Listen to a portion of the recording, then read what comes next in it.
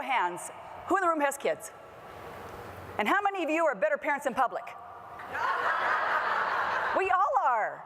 I'm a Norman Rockwell painting in public. I mean, I've got it down pat. You know the smile? Get in the car. These days it's like, give me that cell phone, right? Do you want to know why we have kids? Or if you don't have kids, why are you going to have kids? Because our kids are the biggest character builder we could ever not wanted. They are the mirror to us, sitting in front of us, calling us on our stuff, and we don't actually want to hear it. Right? So Kevin and I, we have two daughters, Chloe and Josie, 19 and 16. I am in my 50s, full on menopause. It is hormone hell in my house, I'm telling you right now.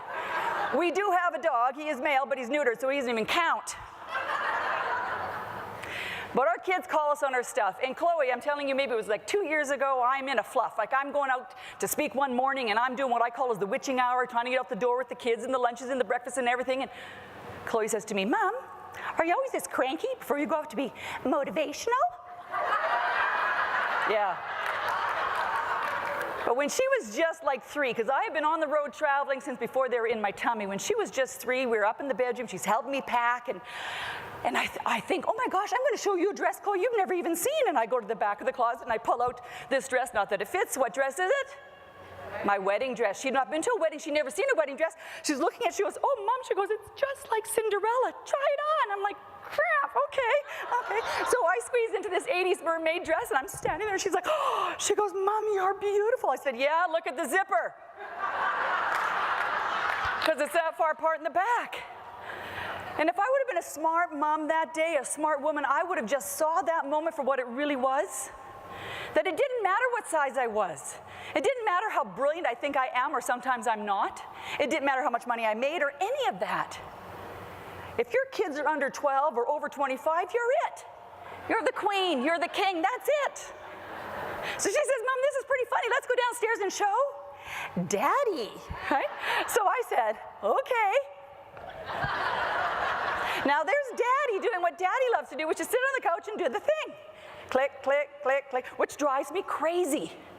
But I finally read an article in Psychology Today, why men love to click. Want to know why? Because when men are clicking, they feel like they're making decisions. But they're science. And when a man feels like he's making decisions, he feels like he's accomplishing something. But when a man feels like he's accomplishing something, it shoots up testosterone levels and suppress stress levels. So they're feeling great, and there they are, they're clicking. Now he looks across at me at the dress, and he goes back to the TV, and he's thinking to himself, oh geez, what do I say, what do I say? And the first thing out of his mouth was, hey hon, think you're ever gonna fit in that dress again? I know.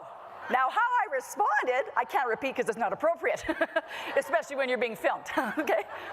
But here's the reason why I'm telling you this silly story. The only reason we're on the planet is to connect to other people. And the only way we connect to other people is through telling our stories. But the best way you can possibly ever tell your stories is you have to actually show your underbelly. You have to become vulnerable. Now, I realize it's a silly story, but I'm going to tell you a vulnerable story. My husband Kevin and I have been rescuing girls in Nepal for the last 9 years. We rescue girls out of child contract labor. Girls in a lot of developing countries go to work so that their brothers can go to school.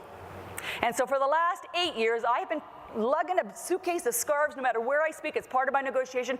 I sell scarves, and selling those scarves has allowed us to do some pretty amazing things.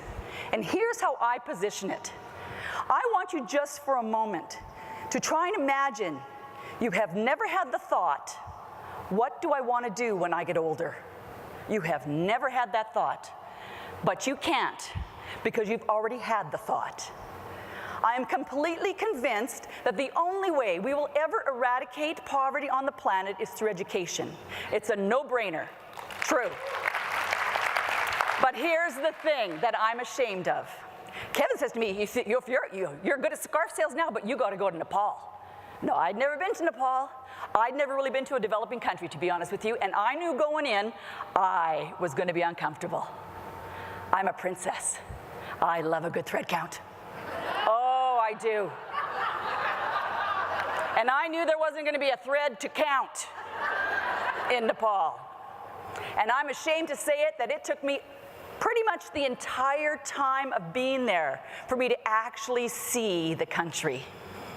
But like I said the other day in my message, every once in a while the big guy gives you a gift. Well, the gift that I got when I was in Nepal is one day as I'm feeling pretty bad for myself, I'm in my room, I've got a headlamp on because there's no lights, and I mistakenly brushed my teeth that night with Preparation H. I actually did. But I thought to myself, well, at least my gums aren't bleeding. And that was a perspective shift for me. And the next day, I started getting a little more comfortable in my own skin because poverty permeates everything about you.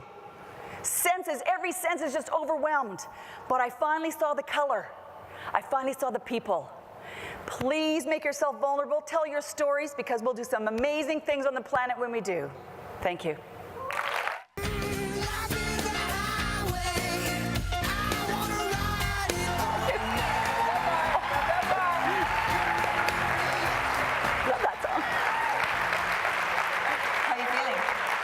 Are you energized? I am. But, you know, thank you for laughing because that's energizing to me.